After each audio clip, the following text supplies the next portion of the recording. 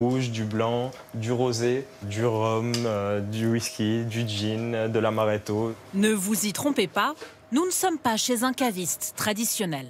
Bière, vin, spiritueux, 250 références, toutes sans alcool. Pour convaincre les clients parfois dubitatifs, Xavier n'hésite pas à faire déguster. C'est désalcoolisé ou c'est... Non, c'est infusé plutôt. Il y a beaucoup d'a priori sur le sans-alcool. Par exemple, sur le vin, les gens pensent que vu que c'est sans alcool, donc c'est un jus de raisin, ce qui n'est absolument pas du tout le cas. Et donc, lorsque les personnes dégustent, ils vont voir qu'on est vraiment sur des alternatives saines. Pour moins de 30 €, Vincent s'offre une bouteille de spiritueux sans alcool. Je suis content que ça existe, en fait, ce genre d'offre. Pour moi déjà, parce que j'aime bien juste en semaine prendre un cocktail en soirée ou des choses comme ça. Mais aussi pour des gens que je connais qui boivent plus d'alcool, ou pour les femmes enceintes, etc.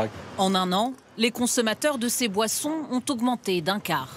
Comme dans ce bar de quartier, où bières et cocktails sans alcool se sont fait une place sur la carte. Maintenant, ça devient pas à la mode, mais c'est assez répandu. Ça se répand plus.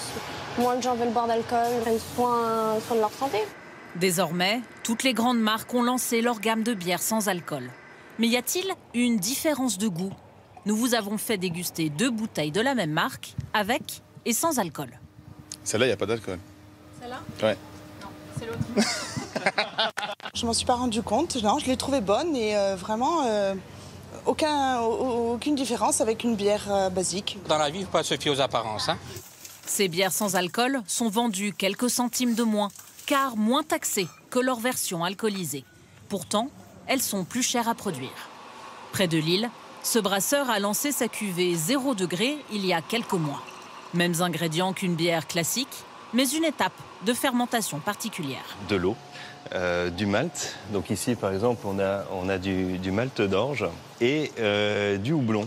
La grosse différence, c'est que notre bière sans alcool, c'est une bière avec une levure différente qui ne va pas ou très peu produire d'alcool. La demande est en pleine croissance. Le marché de la bière sans alcool a été multiplié par 5 en 10 ans.